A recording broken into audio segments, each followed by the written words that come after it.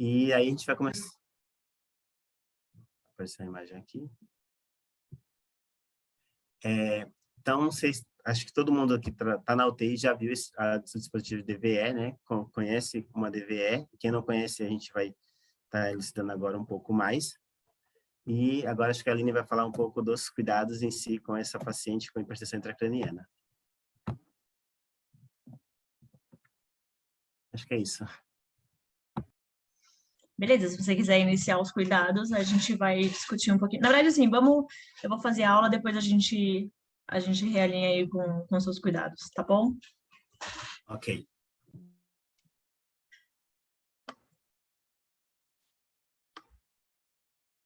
Aí agora só precisa parar de compartilhar a tela para poder compartilhar a minha.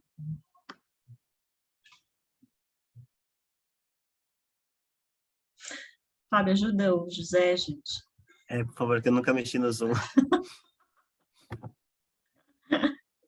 Alguém sabe? Stop, achei. Pronto.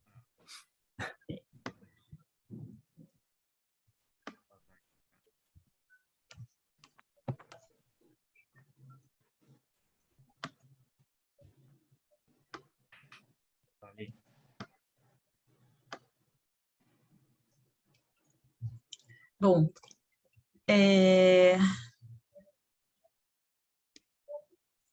parabéns, José, pela apresentação. Eu acho que a gente tem uma boa noção do que está acontecendo. A paciente teve um sangramento intracraniano.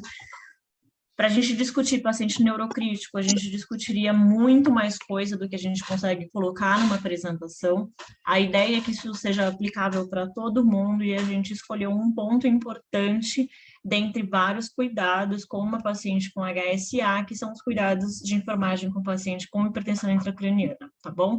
A gente não está aqui para discutir conduta médica, embora elas façam parte da nossa conduta de enfermagem, a nossa ideia não é ditar essas condutas, certo? A gente vai fazer um apanhado do que a gente pode fazer de cuidados de enfermagem baseado nessa situação.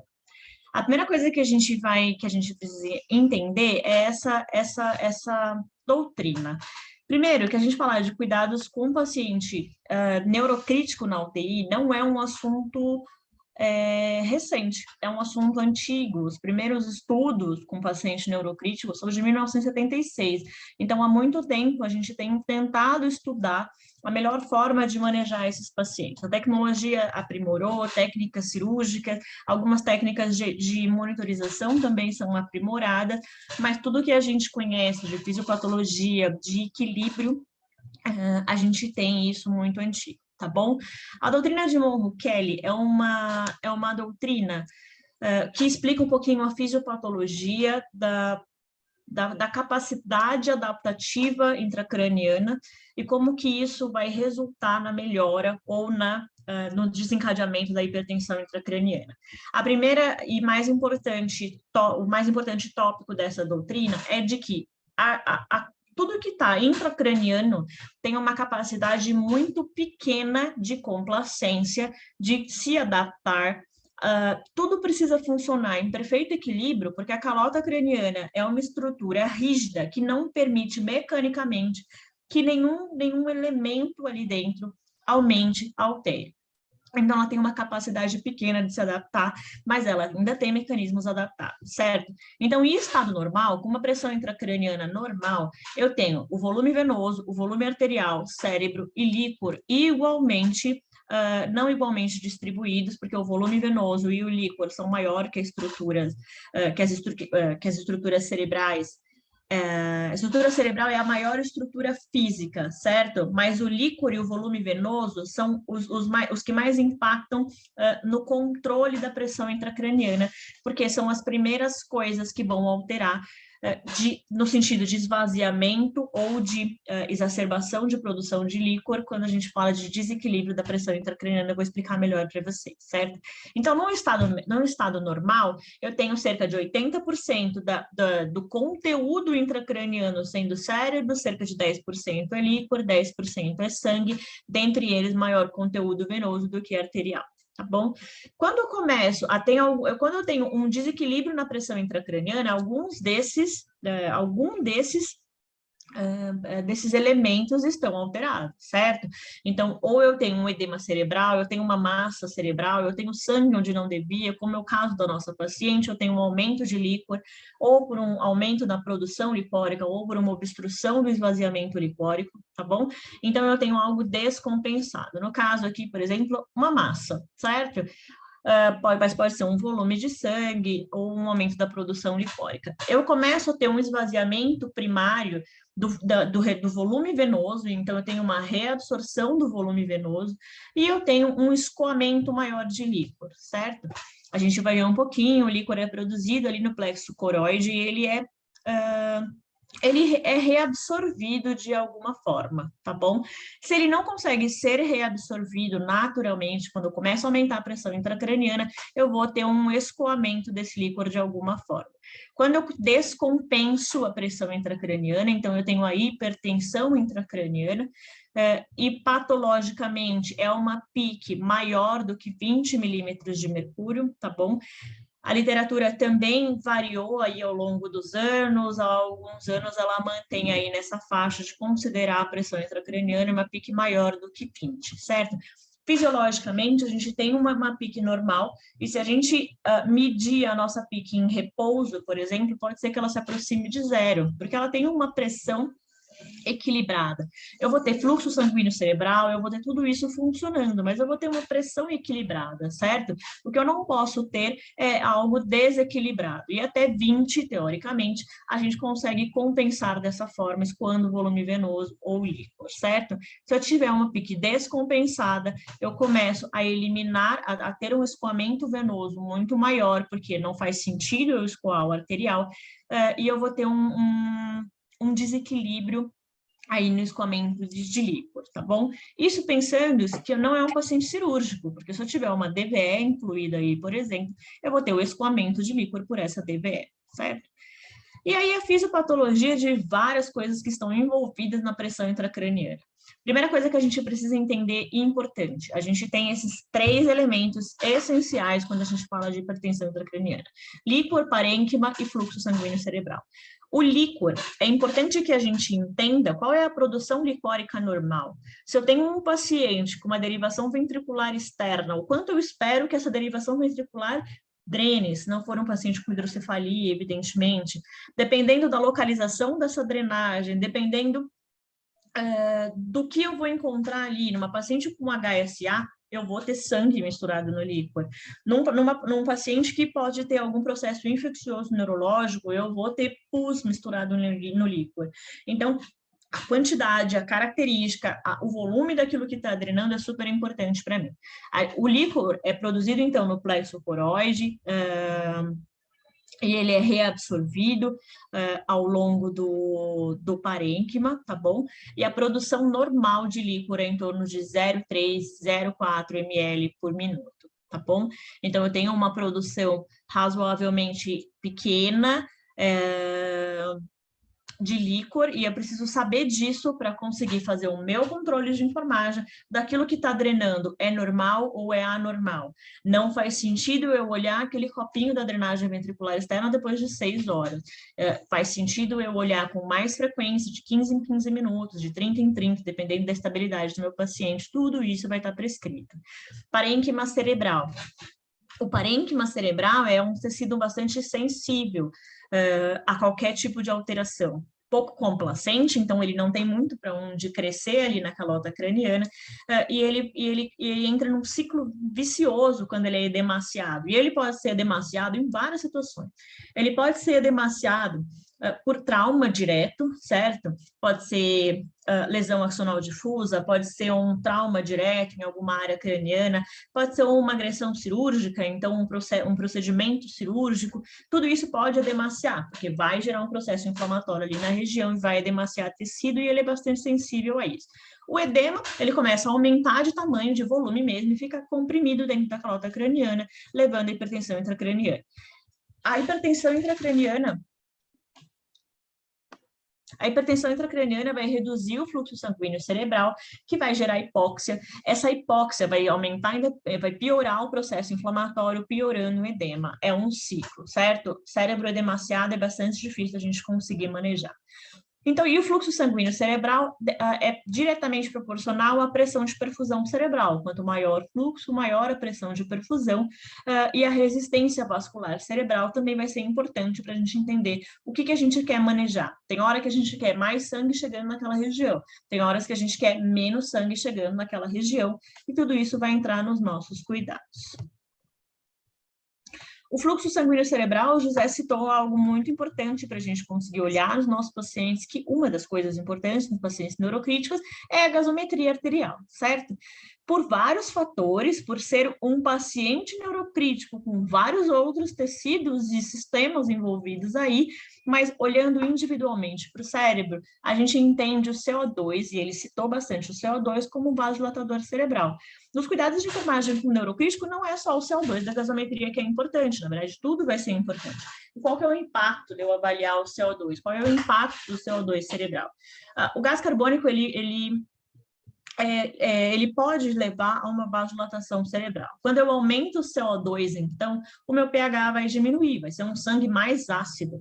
Quando eu tenho um sangue mais ácido, eu diminuo a resistência vascular cerebral, certo? Então, eu vou causar... eu vou diminuir a resistência, porque ele vai ser um vasodilatador. Vasodilatando, eu tenho que pensar no raciocínio inversamente proporcional quando eu penso no sistêmico, certo? Quando eu penso no sistema, eu quero ligar uma noradrenalina porque o paciente está chocado, eu ligo a nora para fazer vasoconstrição e aumentar a pressão de perfusão, a pressão do sangue que está chegando ali para melhorar a perfusão.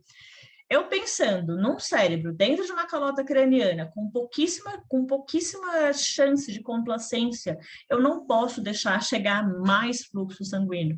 Ele tem que chegar o suficiente para perfundir meu tecido vivo, mas eu não posso deixar chegar muito. Então, eu contraio o vaso para chegar menos sangue. Eu aumento um pouquinho, a ideia é aumentar um pouquinho essa resistência para diminuir a quantidade do sangue. O fluxo cerebral sanguíneo está relacionado com a quantidade de sangue arterial que chega ali.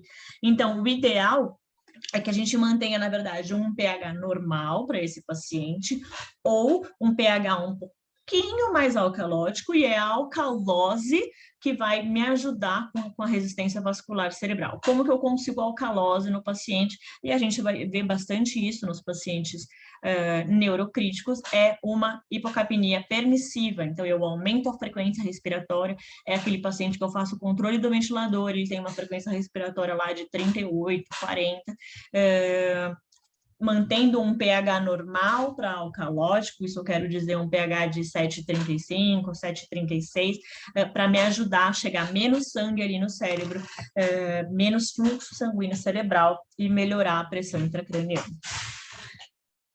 E aí, isso é uma pincelada na fisiopatologia da hipertensão intracraniana, e a gente vai discutir, então, depois de tudo isso, qual é o papel da enfermagem frente a uma lesão cerebral que já está instalada.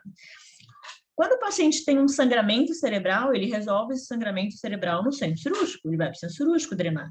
Quando esse paciente tem um AVC isquêmico, ele vai lá para a sala híbrida, ele vai para a hemodinâmica, ele vai trombolizar aquilo ali, ou ele vai fazer trombólise químico-mecânica, ele vai fazer a trombólise para retirar o trombo e vai reperfundir o cérebro. Quando o paciente tem um trauma, é mecânico, é uma massa, é cirúrgico. E aí, qual é o papel da terapia intensiva? E mais importante, qual é o papel da enfermagem, sendo que a gente não vai tratar esses pacientes na terapia intensiva, a gente vai manejar aquilo que trouxeram para a gente, o que o centro cirúrgico trouxe, o que o pronto-socorro trouxe, a gente não consegue novidades no tratamento, a gente vai manejar da melhor forma possível. O papel da enfermagem frente a uma lesão cerebral que já está instalada é, com certeza, evitar lesão secundária. É o nosso único papel ali, é evitar lesão secundária. Como que a gente evita lesão secundária?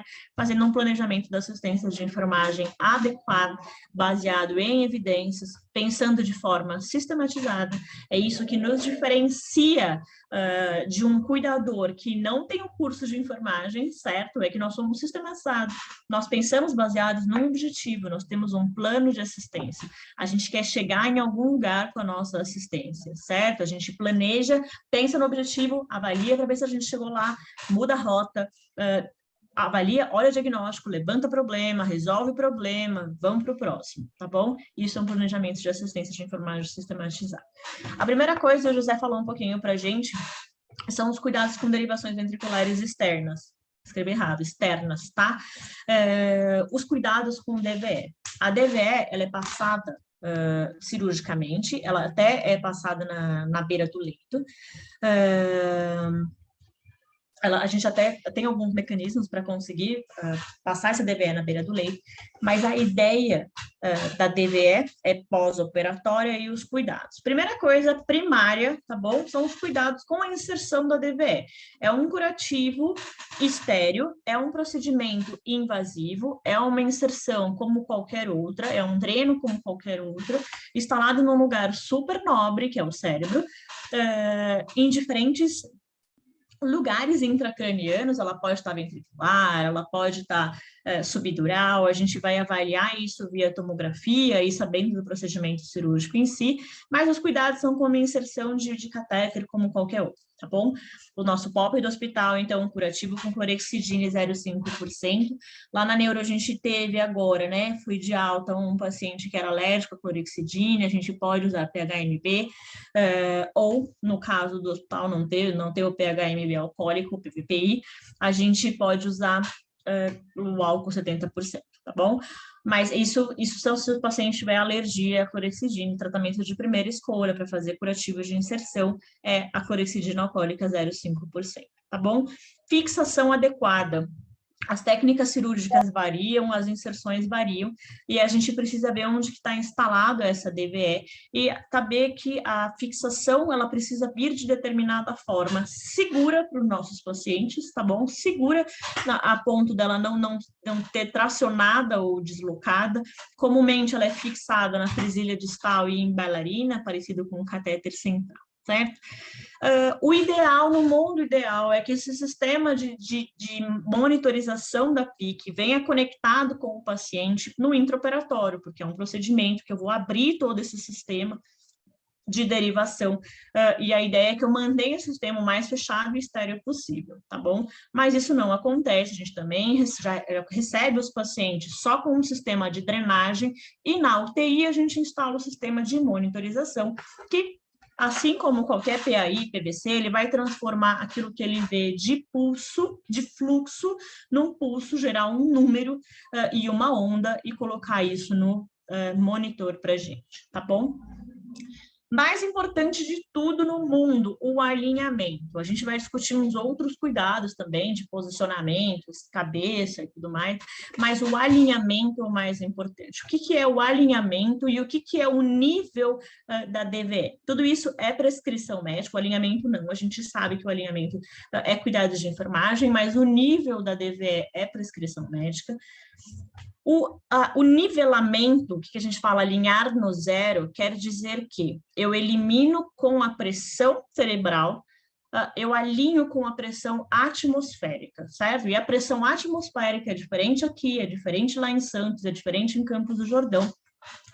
Ela varia de acordo com a localização no globo mesmo, tá bom? No globo terrestre.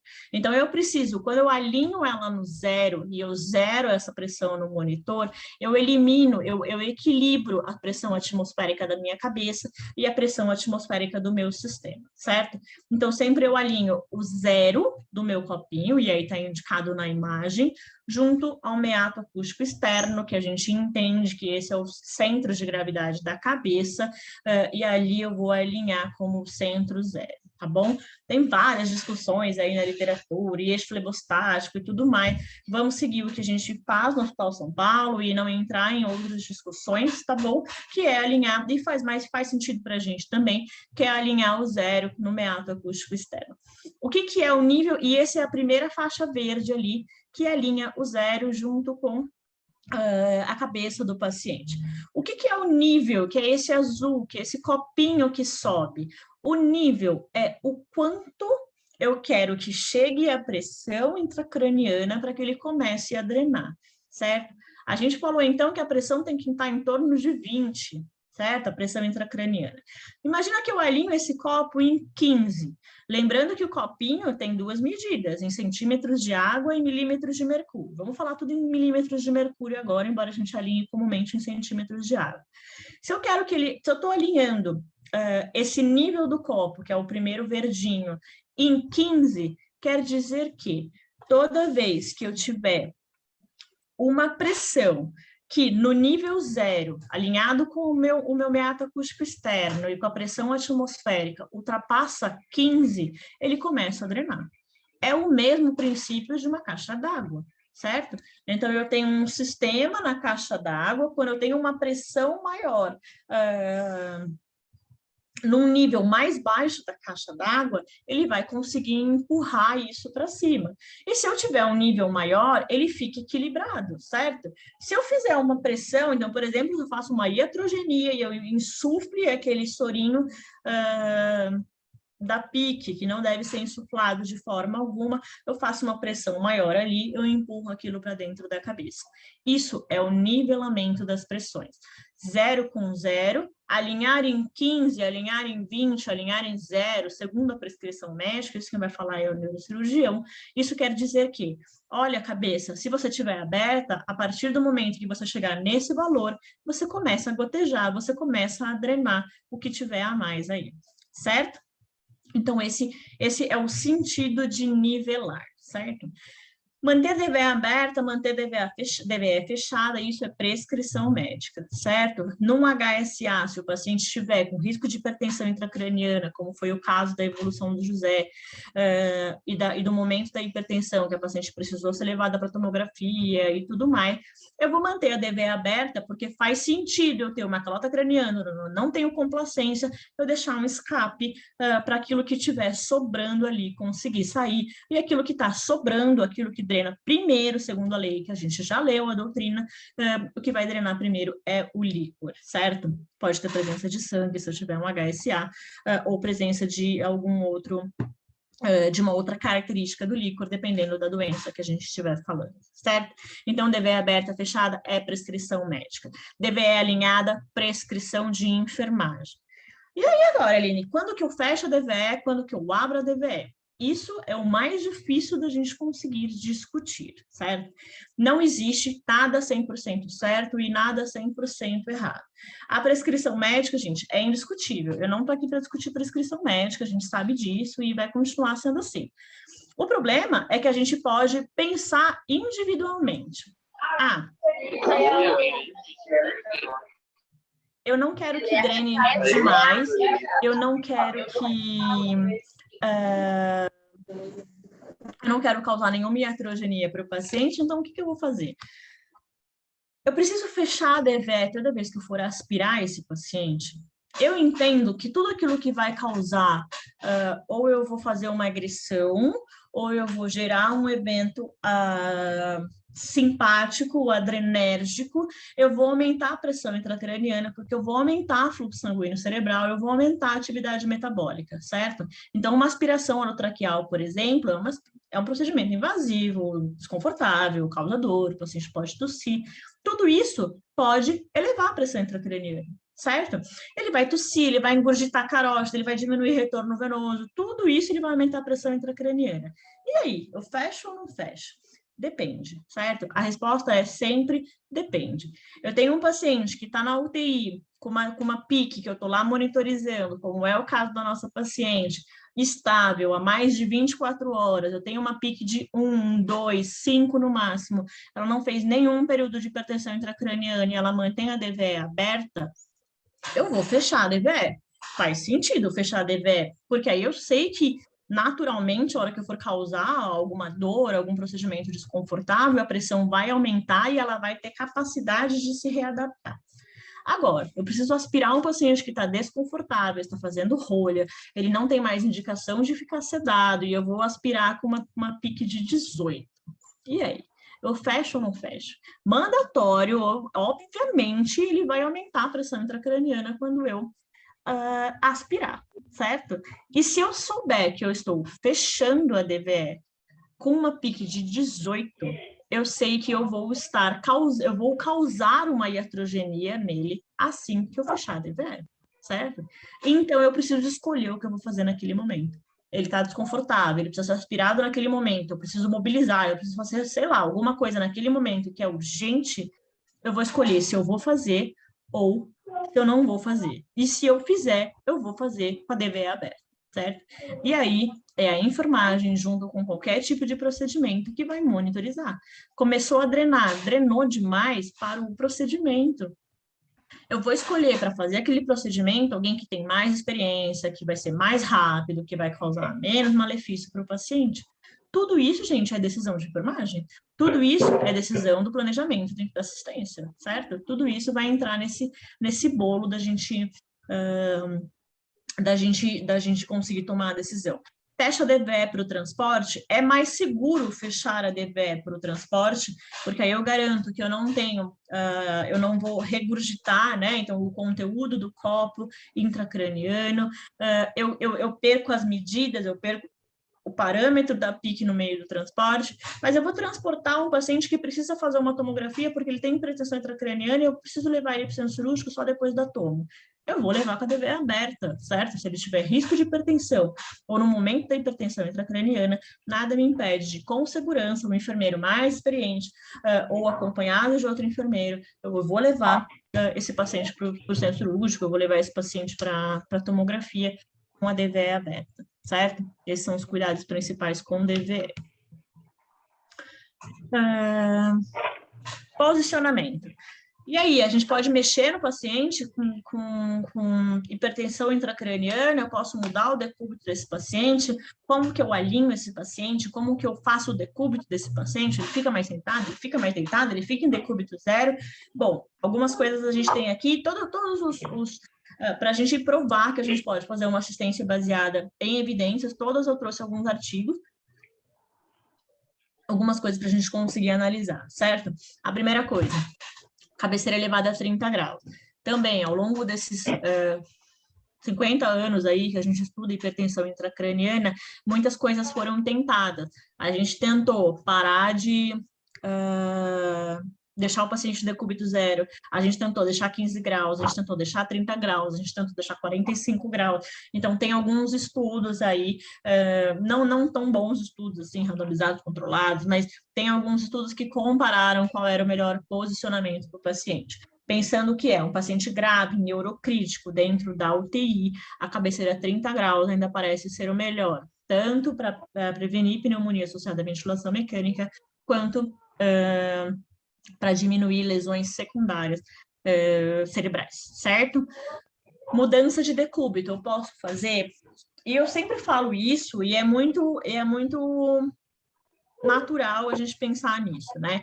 Eu falo, a gente vai mudar o decúbito do paciente que tem hipertensão intracraniana, quem vai falar se deixa ou não mudar é o paciente, certo? O melhor é mudar. É um paciente grave, que vai estar sedado, possivelmente bloqueado, pode estar em coma barbitúrico, eu preciso mudar o decúbito porque ele tem alto risco de lesão de pele.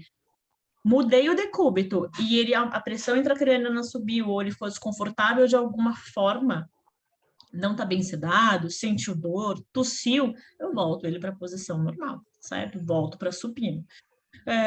Mas eu preciso tentar, certo? Ele em posição supina, está estável, está fora de risco. Obviamente, eu não vou virar no momento que ele está com hipertensão intracraniana, mas ele saiu do risco, mantém uma pressão limítrofe, está guardando novas condutas. Se eu posicionar esse paciente, e eu não preciso posicionar esse paciente a 30 graus, eu posso posicionar esse paciente em decúbito lateral a 15 graus, o melhor que eu tenho a fazer é posicionar e olhar o restante. Não é posicionar e sair do leito. Eu fico até o paciente estabilizar e eu tenho certeza que aquela posição é boa, tá bom? Alinhamento da cabeça, o alinhamento mento-external, certo?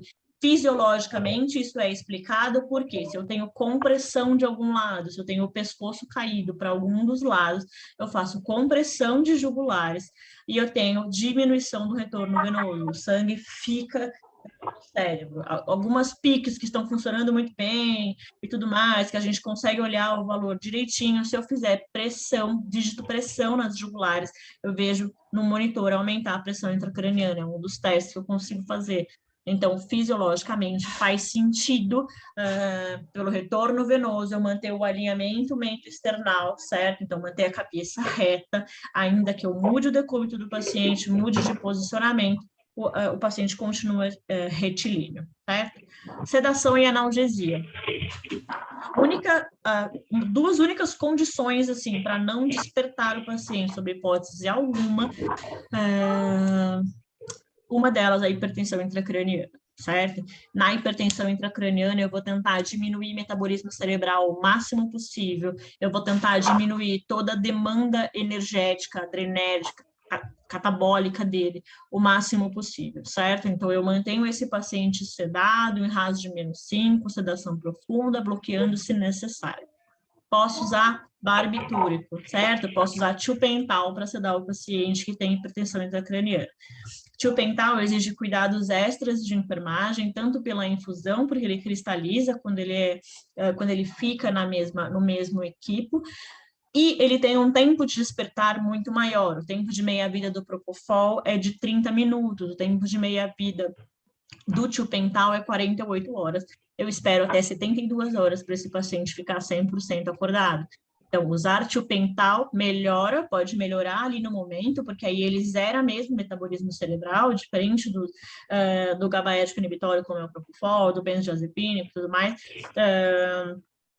Ele é completamente apagado mesmo, os metabolismos, e aí eu tenho uma melhora, talvez, da hipertensão intracraniana, mas eu tenho maior tempo de internação, porque eu tenho maior despertar, maior tempo de ventilação mecânica, tudo isso eu vou saber escolher, certo? É um paciente que não pode sentir dor de forma alguma, dor para nada, ele não pode sentir dor na cabeça, ele não pode sentir dor ao despertar, ele não pode sentir dor para evacuar, ele não pode sentir dor de forma alguma. Escalas de dor aí estão para ajudar, e esse é um cuidado de enfermagem muito importante e frequentemente negligenciado. Vigilância de assincronias ventilatórias. O paciente, isso também a gente não vai entrar no mérito da discussão, mas o paciente com neurocrítico e principalmente com hipertensão intracraniana, comumente é ventilado a volume, certo? Nossa, mas para que eu preciso ventilar o paciente a volume, se eu consigo ventilar a pressão? Isso para mim é um pouco mais fisiológico, porque eu não ventilo com o mesmo volume em todas as inspirações, então ventilar o paciente em pressão controlada me parece um pouquinho mais fisiológico, já que eu, fisiologicamente, vario a cada inspiração as minhas pressões. Quando eu ventilo o paciente em volume controlado, eu garanto para ele o volume minuto, eu garanto para ele o controle, além de tudo, o controle do pH, eu garanto ainda mais o controle de fluxo sanguíneo cerebral, certo? E além de deixar o paciente ventilado a volume, eu mantenho esse paciente bem sedado, esse paciente encostado na ventilação, eu só vou ficar atento aí, vou ficar vigil às assincronias ventilatórias. O que é uma assincronia ventilatória? É o paciente que briga com o ventilador, e isso pode ser evidente para mim, como ele tossir e querer tirar o tubo, ou muito fino. O mais importante que a gente tem que entender é que a assincronia ventilatória não é algo que a gente espera acontecer, é algo que a gente busca ativamente. Então, quando eu olho para o paciente, quando eu olho para o ventilador, eu busco a sincronia ventilatória. Por isso que não é para dar banho no paciente e ignorar o alarme do ventilador, não é para eu fazer qualquer coisa e ignorar o alarme. A gente ajusta o alarme, o tamanho da onda, a velocidade da onda, a quantidade das incursões respiratórias, tudo isso para ele alarmar. Mas a assincronia pode ser muito mais fina. A assincronia quer dizer que o tempo neural do paciente, o tempo que ele está fazendo no ventilador, é diferente do tempo que o físico, o médico programou naquele ventilador, certo? E isso eu busco ativamente. A sincronia ventilatória é bastante deletério para o paciente, ainda mais para um paciente super grave, como um paciente com hipertensão intracraniana, certo? Infusão de agentes osmóticos. Então, quando o paciente tem hipertensão intracraniana, o José citou que nessa paciente foi feita solução salina, eu posso usar algum agente osmótico. Como funciona um agente osmótico? Quando eu infundo um agente osmótico no paciente, eu aumento a osmolaridade plasmática.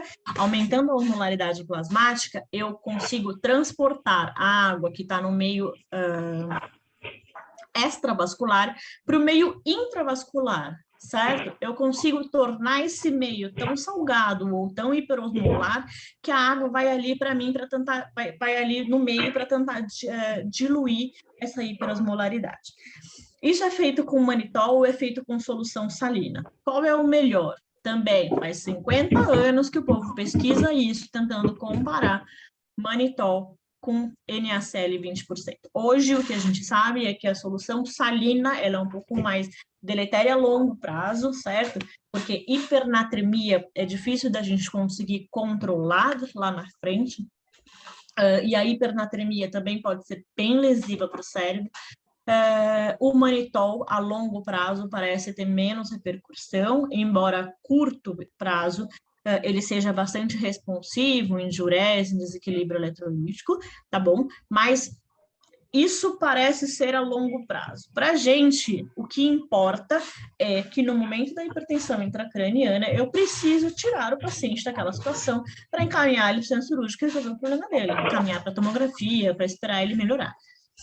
Então, eu vou fazer aquilo que eu tiver à mão. Eu não tenho manitol, por exemplo, na mochila de transporte, mas eu tenho NaCl 20%. Como que eu infundo o NaCl 20%? Lembrando, o NaCl 20%, o manitol não, ele pode ser infundido em via periférica. O NaCl 20% nunca. O NaCl 3% ele já é vesicante. O NaCl em bolos 20% ele é super vesicante. Ele é contraindicado para fazer em via periférica, certo? Então, sempre em via central. Faço em bolos e eu vou ver essa mágica acontecer do líquido extracelular passar para o líquido intracelular. E o líquido extracelular também está lá no cérebro, certo? O edema cerebral, parte daquele edema cerebral é o líquido. Então, eu consigo enxugar um pouquinho esse edema cerebral quando eu faço a infusão de agente osmótico. Controle glicêmico de paciente grave, isso é bastante importante. Eu coloquei aqui um artigo clássico que vale para todos os pacientes críticos. Os neurocríticos têm algumas particularidades, mas eu coloquei esse porque eu acho que vale para todos os pacientes. Esse é um artigo obrigatório em terapia intensiva, tá bom? É o Nice Sugar. Esse paciente avaliou aquele bendito número que a gente olha lá da glicose 180, né? 180 miligrama por decilitro, que é o que a gente faz as alterações aí, as infusões para corrigir o paciente desglicêmico. O paciente é um paciente com alta demanda metabólica, é um paciente que está passando por um processo inflamatório, ele pode ter um processo infeccioso acontecendo junto e ainda tem hipertensão intracraniana. Eu preciso manter a glicemia para manter todas as atividades energéticas dele, certo? O mais importante aqui é não pode, de forma alguma, ter hipoglicemia. Controle hidroeletrolítico, controle de balanço hídrico rigoroso aqui nesse paciente com hipertensão intracraniana. A curto prazo, pensando que eu estou infundindo diuréticos,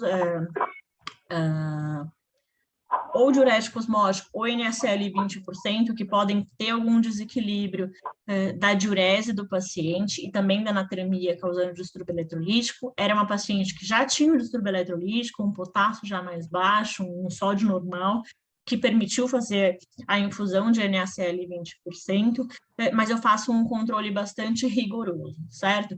Garantindo que eu não posso aumentar o fluxo sanguíneo cerebral a ponto de fazer hipertensão intracraniana, mas eu preciso manter um débito cardíaco mínimo para manter a mínima de perfusão de todos os órgãos. Então, eu faço um controle hídrico bastante rigoroso nesse paciente. Médio prazo, longo prazo, é um paciente que pode cursar com diabetes insípido, que pode ter outras lesões cerebrais, que vão ter outros desequilíbrios hídricos, certo? Controle de temperatura, super importante. E aí eu trouxe 2 artigos, um sobre febre e um sobre a hipotermia. Hipotermia em paciente crítico, o que a gente acreditava, né? E a gente acredita, isso funcionou no artigo. Vou explicar como. A gente induz a hipotermia no paciente, certo? Deu uma hipotermia aí, então a temperatura abaixo de 35 graus. Diminuindo a temperatura abaixo de 35 graus, eu diminuo a cada grau que eu consigo diminuir no paciente, eu diminuo a demanda cerebral, o metabolismo cerebral, cerca de 3%. Então, a ideia é induzir hipotermia, deixar esse cérebro menos funcionante possível para ele se recuperar. Qual o problema da hipotermia? A longo prazo, médio prazo, ele vai ter distúrbio de coagulação, distúrbio eletrolítico, distúrbio cardiovascular, aumenta, o paciente fica mais propenso à infecção. Então, os efeitos deletérios da hipotermia são maiores do que eu manter a normotermia desse paciente, tá bom? O contrário vale o mesmo raciocínio. O paciente febril, cada grau que ele aumenta o metabolismo cerebral. A ideia não é essa. Eu preciso manter esse paciente com o metabolismo mais tranquilo e diminuto possível para eu conseguir manter o paciente ali estável. Qual que é a minha preocupação, então, aqui? Maior com a febre, certo? A febre é mais difícil da gente manejar e ela é mais deletéria nesse momento, porque a hipotermia, para a gente, eu não sei se alguém já tentou induzir hipotermia, eu já tentei algumas vezes nos pacientes, e é muito difícil a gente conseguir chegar numa temperatura, especialmente no Hospital São Paulo, que a gente tem aqueles materiais maravilhosos, que a gente fica carregando os pacientes, né, quando eles têm febre e tudo mais. Induzir hipotermia, baixar a temperatura de um paciente abaixo de 35 graus é muito difícil. Então, isso me preocupa menos na prática do que a febre, porque a febre é muito mais difícil da gente controlar. Faz parte dos cuidados de enfermagem garantir que esses pacientes recebam antipiréticos, certo? Principalmente com anti-inflamatórios não esteroidais no pós-operatório, que eles não façam febre, sendo que eles são pacientes cirúrgicos que podem estar inflamados e podem fazer febre, e cuidados não farmacológicos, certo? De banho frio, compressas geladas, tudo isso funciona na prática. Pessoal, é isso. Vamos voltar para a apresentação do José, que aí a gente consegue finalizar os cuidados de enfermagem.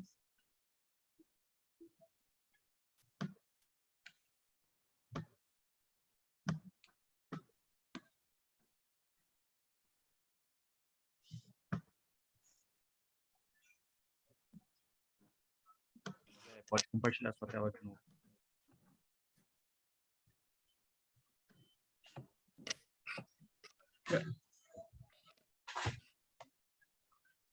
Eu acho que é interessante também, quando a gente fala de infusão de manitol para o controle de hipertensão intracraniana, a velocidade de infusão, né? Existem muitas literaturas que falam sobre o bolus, né? Fazer o bolus de manitol. Algumas outras literaturas falam sobre fazer o manitol em bolsa pressurizadora. O que eu tenho visto na literatura mais recente é que fala que a infusão do manitol ele deve não exceder 20 minutos, né? Então, quando a gente está fazendo o manitol, a intenção do manitol é expandir o plasma, né? Então, fazer esse equilíbrio da pressão hidrostática capilar e da pressão oncótica, e isso fazer com que reduza a pique do paciente por trazer esse líquido. É a mesma finalidade do NaCl. Então, a gente tem que fazer em bolos, a gente tem que fazer numa quantidade, numa velocidade de infusão mais rápida. Então, quando a gente fala, o manitol pode ser em veia periférica? Pode, ele não é uma contraindicação. Entretanto, desde que essa veia periférica consiga infundir esse manitol num tempo adequado. Um manitol em 1 hora e meia, não vai fazer o mesmo efeito que um manitol em 20 minutos. Então, é uma coisa que a gente, enfermeiro, a gente já tem o costume de estar lá à beira-leito enquanto o paciente está tendo uma crise de hipertensão intracraniana. Então, ver a infusão que este manitol está correndo é bem importante, né? Acho que vale a pena lembrar disso na hora da prática. Perfeito, Fábio. Eu acho que isso é 100% os nossos cuidados. Eu acho que é isso que a gente presta atenção. E lembrando que o manitol, ele não tem nenhuma partícula grande ou nenhuma partícula que hemoliza, nem nada disso. Então, não tem nenhuma contraindicação de fazer manitol com velocidade, de fazer manitol com bolsa pressurizadora.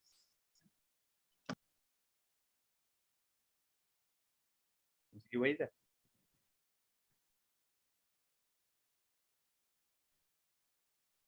José, se tirar o mudo, ajuda. Pronto. Desculpa. Então, os cuidados a Aline já comentou, né? Mas a gente tem o manter o alinhamento external, né? A DVE alinhada no lobo da orelha a 0 graus. Mensurar valores de pique, né? Sempre, quando ela estiver fechada, porque geralmente a gente tem mania de mensurar o valor e não verificar se o sistema de drenagem está fechado. Com o sistema de drenagem aberto e a pique monitorizando ao mesmo tempo, a gente não tem um valor tão fidedigno. Então, durante a monitorização da pique, a gente tem que precisar fechar a drenagem e deixar monitorizando. E a gente consegue um valor mais fidedigno, né, dessa pique. Quantificar e verificar o aspecto desse débito que foi drenado, né, se está mais hemático, se não tem fios de sangue. Então, isso é importante para ser avaliado. A bolsa coletora, a gente tem que esvaziar quando ela estiver com 2/3 já preenchida em técnica estéreo, né? Sempre lembrando que todo o sistema deve ser manipulado com técnica estéreo. Fechar a DVE durante o transporte, vai descer para tomo? Lembrar de fechar a DVE, porque pode fazer uma hiperdrenagem, né? Então, a gente tem que sempre levar esse cuidado. Calibrar o sistema uma vez por plantão, né? Zerar o sistema, como eu também falado também anteriormente. Calcular e anotar a PPC durante todo o plantão, para verificar se não tem uma elevação, né? Se essa perfusão está adequada, né, para esse cérebro. Então, é importante manter ela, né, acima de até 65, né, que é o valor. Realizar um balanço hídrico também rigoroso, né, já que é um paciente que tem que evitar edema, né, então, edema cerebral. Então, a gente tem que fazer um balanço hídrico bem rigoroso e adequado. O curativo já foi comentado, né, que deve ser mantido limpo, deve ser feito com técnica estéreo. Se for com gás, a gente vai fazer essa troca diariamente. Se tiver sorte, acho que nem tem como colocar um filme lá para a gente verificar o aspecto, trocar a cada 7 dias. Sistema, né, da DVE, se tiver campeado por mais de 30 minutos, a gente tem que se atentar a tentar liberar um pouco para não verificar se essa pressão intracraniana não se eleva. Então, não tentar esse tempo de 30 minutos com o sistema fechado. Tem medicações que é feita diretamente no catéter de DVE, mas só o pessoal da Neurocir faz. Então, a gente tem que estar atento se o sistema está clampeado, né, para fazer essa medicação, para ele não voltar, né, não ser desperdiçado essa medicação. E depois de uma hora, a gente tem que abrir novamente. Manter um controle glicêmico, né, como já foi comentado, controle da temperatura corporal, avaliação da gasometria, principalmente PCO2, e avaliação de exames laboratoriais. O sódio, né, é um deles, muito importante. E acho que todos os cuidados foram contemplados. Se tiver mais algum, né, que alguém queira falar a mais, e obrigado. Eu queria acrescentar um cuidado, posso?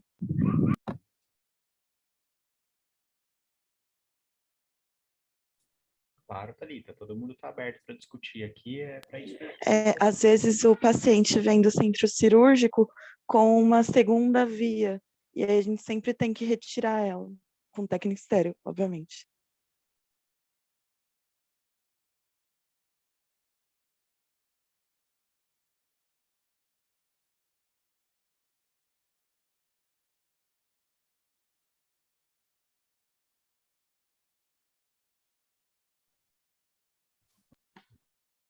Bom, gente, acho que algumas nomenclaturas também são importantes a gente saber na hora que a gente está cuidando de um paciente neurocrítico. Para aqueles que não sabem, né, o que significa, por exemplo, ictus. Ictus significa o dia do episódio isquêmico / hemorrágico, né? Então, às vezes o paciente tem um acidente vascular cerebral, só que ele só é abordado depois de alguns dias. E a gente tem que calcular tanto o PO quanto o ictus. E o ictus é importante para a gente saber sequela, se vai ficar sequela ou não, e alguns outros cuidados que a gente tem que ter na hora da gente avaliar esse paciente. E outras nomenclaturas, como a escala de Hunt-Hess e a escala de Fisher, elas avaliam mortalidade, avaliam manifestações clínicas e achados de imagem destes pacientes. Então, quanto maior o número da Hunt-Hess e da Fisher, mais chance de morte esse paciente tem e maior o risco, pior o sangramento que ele tem dentro do exame de imagem. Então, só para quando a gente passa em plantão, o paciente teve uma HSA Hunt-Hess 4, Fisher 4. Isso significa que sangrou, que ele teve uma hemiparesia moderada e que ele tem mais ou menos cerca de 80% de chance de evoluir a óbito. Então, é um paciente que precisa da minha avaliação um pouco mais rápida, um pouco mais imediata, né?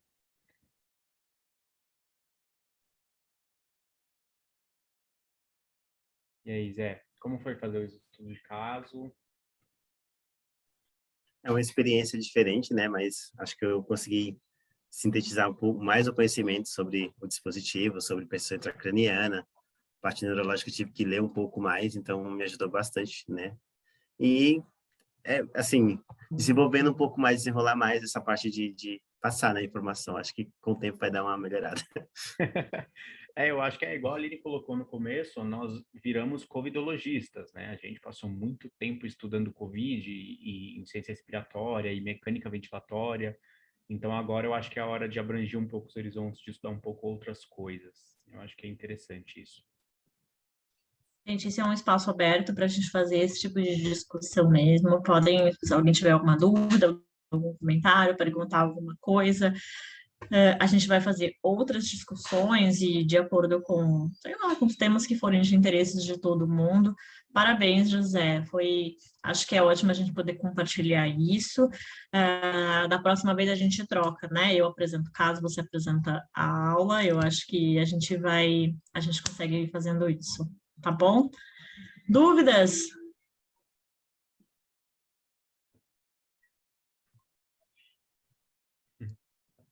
Foi ótimo mesmo. Pessoal, a gente encerra aqui, são 8 horas, a gente fez a nossa primeira reunião. Obrigada a todo mundo que está aqui. A gente vai descobrir daqui a pouco se deu para gravar ou não. E se não deu para gravar, não tem problema, a gente vai dar um jeito de passar isso para vocês, tá bom? Transformar isso em cuidado. Esse é o nosso maior desafio, né? Transformar o nosso conhecimento em cuidado.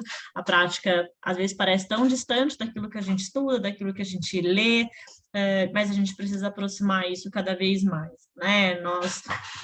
Eu e o Fábio, a gente tenta veementemente fazer tudo isso todo dia, mas a gente está tentando da melhor forma possível.